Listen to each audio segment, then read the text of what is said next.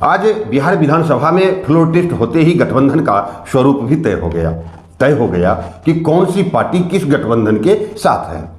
और इसी के साथ यह भी तय हो गया कि इसी बदले हुए गठबंधन के आधार पर 2024 का लोकसभा चुनाव भी होने वाला है। हालांकि गठबंधन का जो स्वरूप बदला है, उस बदले स्वरूप का प्रभाव कमोवेश बिहार के हर एक लोकसभा सीट पर पड़ा है, लेकिन उस बदले स्वरूप का पूर्णिया लोकसभा सीट पर कितना प्रभाव पड़ा है। बिहार में नए गठबंधन के बनने से पूर्णिया संसदीय क्षेत्र की तस्वीर कैसी बन गई है, कौन कौन से व्यक्ति 2024 के लोकसभा चुनाव में प्रत्याशी होने वाले हैं और किसकी जीत हो सकती है, यानी पूर्णिया के अगले सांसद कौन होंगे, इन सारी बातों की चर्चा आज के इस वीडियो में मैं आपसे करने वाला हूं। नमस्कार, मैं हूं मुकेश सिंह और अभी आप मेरे साथ देख रहे हैं द न्यूज 19। दरअसल बिहार की राजनीतिक परिप्रेक्ष्य में हमेशा ही पूर्णिया लोकसभा सीट काफी अहम माना जाता है। पूर्णिया सीट सीमांचल ही नहीं बल्कि कोसी सहित पश्चिम बंगाल और नेपाल का केंद्र बिंदु भी है। और उससे भी बड़ी बात यह है कि पप्पू यादव और पप्पू सिंह जैसे दिग्गज भी इसी सीट से सांसद बने हैं और इस बार भी यानी 2024 में भी वे दोनों पूर्व सांसद चुनाव लड़ने की तैयारी में हैं। इसलिए इस सीट को कोसी और सीमांचल का सबसे हॉट सीट भी माना जाता है।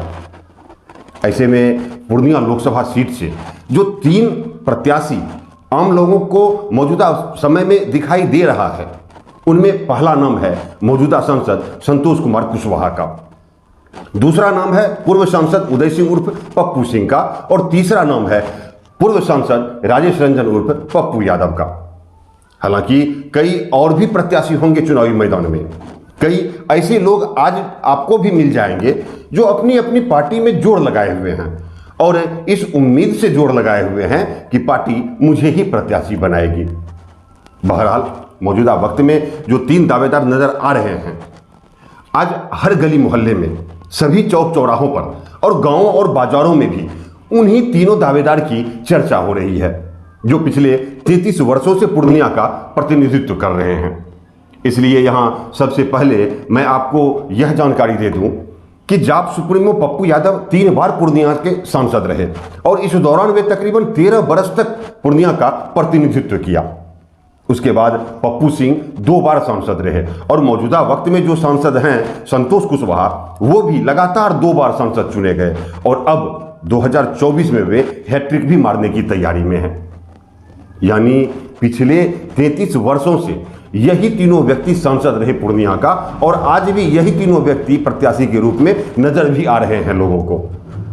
और देखिए कि ये तीनों दावेदार वही वादे आज भी कर रहे हैं, वही इरादे आज भी बता रहे हैं जो वादे वे अपनी पहली जीत से पहले किया करते थे। ऐसे में अब आने वाले चुनाव में गठबंधन किसे अपना प्रत्याशी बनाती है और जनता किस प्रत्याशी पर मुहर लगाएगी, ये तो टिकट बंटवारे के बाद ही स्पष्ट हो पाएगा। लेकिन वर्तमान राजनीतिक परिप्रेक्ष्य में यदि देखा जाए तो एनडीए गठबंधन की ओर से संतोष कुशवाहा के ही प्रत्याशी होने की प्रबल संभावना है। अब आप यहां कहेंगे कि आप कैसे कह सकते हैं कि संतोष कुशवाहा ही प्रत्याशी होंगे एनडीए गठबंधन से? आप किस विश्वास के साथ कह रहे हैं कि संतोष कुशवाहा ही पूर्णिया से एनडीए के प्रत्याशी होने वाले हैं? तो मैं यहां आपको याद दिला दूं, और आपने भी कई दफे सुना होगा, आज भी आपको सुनने मिल जाएगा और लोग बोलचाल की भाषा में कई बार कह देते हैं कि सब सेटिंग गेटिंग हो गया है, जबकि सेटिंग गेटिंग शब्द नहीं होता है बल्कि सिटिंग और गेटिंग शब्द होता है। मतलब कि जो सिटिंग है, जीता हुआ है, उसे ही गेटिंग यानी उसी को मिलेगा। इसलिए 2014 के लोकसभा चुनाव में नीतीश कुमार की नाक बचाने वाले संतोष कुशवाहा को ही प्रत्याशी बनाया जाना तय माना जाता है। हालांकि अभी भी कई ऐसे लोग हैं जो ऐसी चर्चा भी करते हैं कि संतोष कुशवाहा को टिकट नहीं मिलेगा। कई लोग तो इस प्रयास में हैं और वे दावा भी करते हैं कि पूर्णिया लोकसभा सीट भाजपा के कोटे में जाएगा और प्रत्याशी मैं ही हूंगा, जबकि इस चुनाव में ऐसा कुछ भी संभव नहीं दिखता है। क्योंकि 2014 के लोकसभा चुनाव में भाजपा प्रत्याशी उदय सिंह उर्फ पप्पू सिंह को जदयू प्रत्याशी संतोष कुशवाहा ने ही हराया था। इसलिए यहां राजनीतिक जानकारों का मानना है कि एनडीए गठबंधन से जदयू ही पूर्णिया से चुनाव लड़ेगी और संतोष कुशवाहा ही प्रत्याशी होंगे। अब आइए दूसरे गठबंधन की बात करते हैं, यानी इंडिया गठबंधन की, और उसके संभावित प्रत्याशी की भी बात करते हैं। इसलिए सबसे पहले आप यहां जान लीजिए कि इंडिया गठबंधन में दो प्रबल दावेदार हैं और ये दोनों ही हैं पूर्णिया के पूर्व सांसद। एक राजेश रंजन उर्फ पप्पू यादव जो 3 बार सांसद रहे और तकरीबन 13 वर्षों तक पूर्णिया लोकसभा का प्रतिनिधित्व किया, और दूसरे हैं उदय सिंह उर्फ पप्पू सिंह जो भाजपा के टिकट पर पूर्णिया से 2004 में पप्पू यादव को हराया, और फिर 2009 में जिस वक्त पप्पू यादव अजीत सरकार हत्याकांड में जेल में थे, उस वक्त पप्पू यादव की माताजी को भी पप्पू सिंह ने हराया था। यानी पप्पू सिंह भी 10 साल सांसद रहे पूर्णिया के, और फिर उन्हें 2014 के लोकसभा चुनाव में जदयू प्रत्याशी संतोष कुशवाहा ने हरा दिया। उसके बाद 2019 में एक बार फिर एनडीए गठबंधन के प्रत्याशी संतोष कुशवाहा से तब पप्पू सिंह को हार मिली जब वे महागठबंधन के साथ कांग्रेस के टिकट पर चुनाव लड़ा था। हालांकि 2014 और 2019 के चुनाव में और भी प्रत्याशी थे, लेकिन चुनावी लड़ाई पप्पू सिंह और संतोष कुशवाहा के बीच ही बनी रही, क्योंकि 2014 और 2019 के लोकसभा चुनाव में पप्पू यादव पूर्णिया सीट छोड़ चुके थे और वे मधेपुरा से चुनाव लड़ने चले गए थे। लेकिन 2024 के चुनाव में पप्पू यादव की दावेदारी ने दोनों गठबंधन के समीकरण को बिगाड़ दिया है। पप्पू यादव के पुनः पूर्णिया आ जाने से आज दोनों गठबंधन के कार्यकर्ताओं के बीच उहापोह की स्थिति बन गई है। जनता के सामने भी असमंजस की स्थिति बन गई है।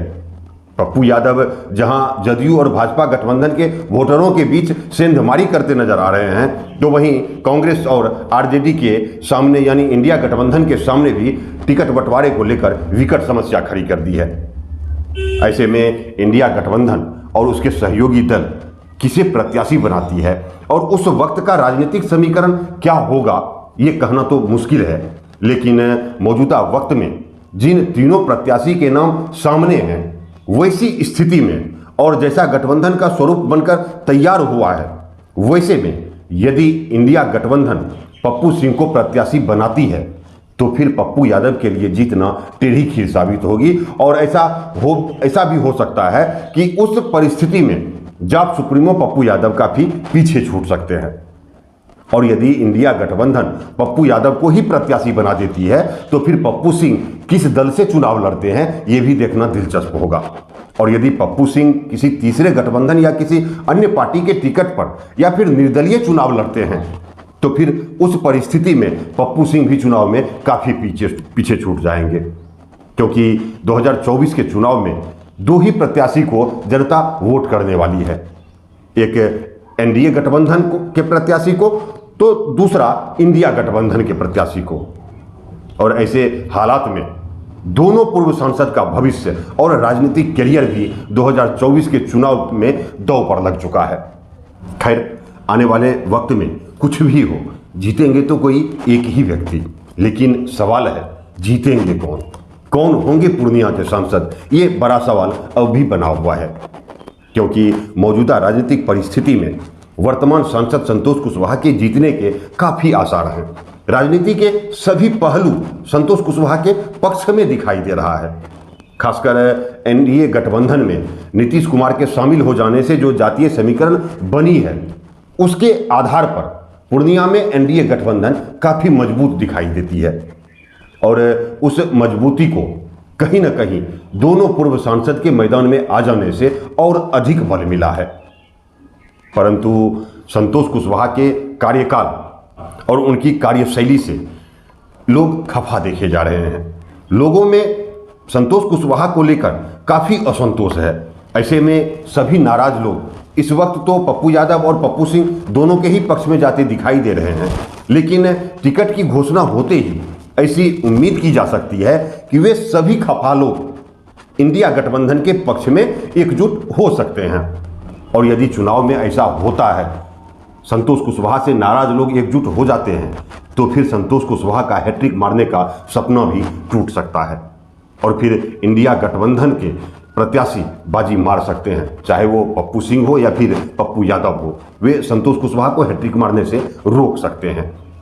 और जैसा कि अब तक के लोकसभा के चुनाव में पूर्णिया की जनता का मूड रहा है, वो कहीं ना कहीं संतोष कुशवाहा के लिए बुरे संकेत जरूर है, क्योंकि पिछले सभी चुनाव परिणाम यह बताता है कि लोकसभा के चुनावी इतिहास में पूर्णिया की जनता 10 साल में ही अपने संसद से उब जाती है।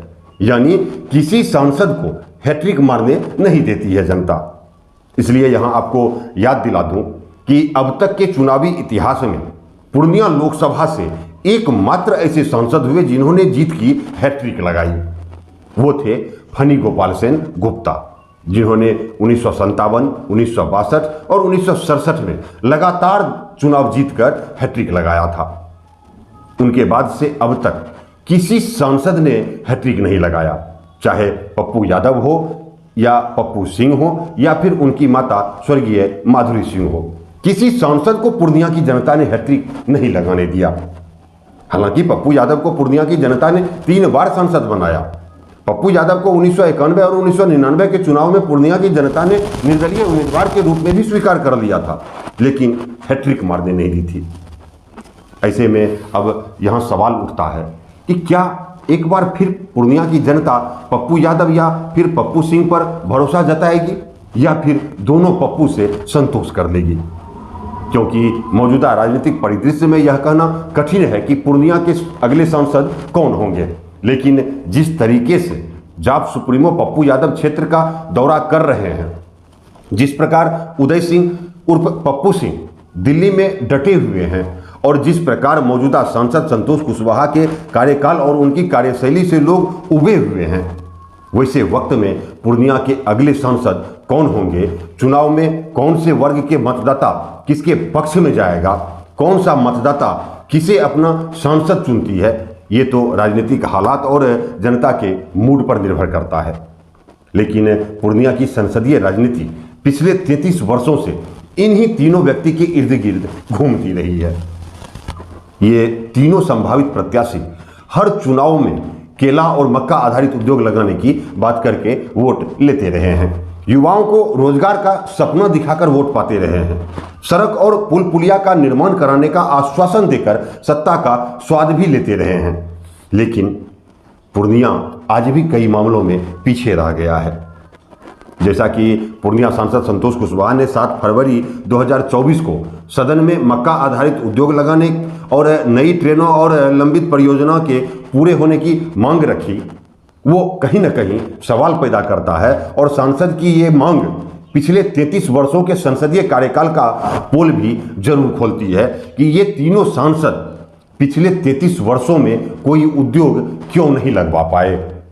उन 33 वर्षों में बनमनखी का चीनी मिल क्यों नहीं स्टार्ट करवा पाए। ये तीनों सांसद अपने अपने कार्यकाल में युवाओं को रोजगार क्यों नहीं दिलवा पाए, जबकि पिछले 33 वर्षों से ये सारे वादे ये तीनों दावेदार करते आ रहे हैं। चुनाव जीतने से पहले जनता से जो वादे किया था उसे पूरा क्यों नहीं कर पाए।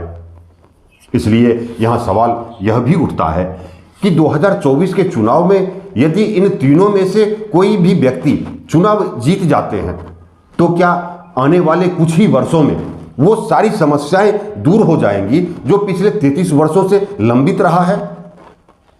खैर, मौजूदा परिस्थिति में जो राजनीतिक हालात हैं उसमें जनता भी क्या करेगी, चुनना तो इन्हीं तीनों में से किसी एक को है, क्योंकि किसी चौथे प्रत्याशी की आने की उम्मीद भी जनता नहीं कर सकती है मौजूदा गठबंधन के स्वरूप को देखते हुए। इसलिए अब देखना होगा और इंतजार करना होगा उस दिन का जब चुनावी मैदान में दोनों गठबंधन अपना अपना प्रत्याशी उतारेगी और उस प्रत्याशी पर जब जनता अपना मुहर लगाएगी और अपना सांसद चुनेगी, उस दिन का इंतजार आपको भी है और हमें भी है। इसलिए लोकसभा चुनाव से जुड़ी ऐसी हर छिपी और दबी हुई खबरों के लिए आप द न्यूज़ 19 के यूट्यूब चैनल को सब्सक्राइब कर लीजिए और फेसबुक पेज को लाइक और फॉलो जरूर कीजिए। बहुत बहुत धन्यवाद, बहुत बहुत धन्यवाद।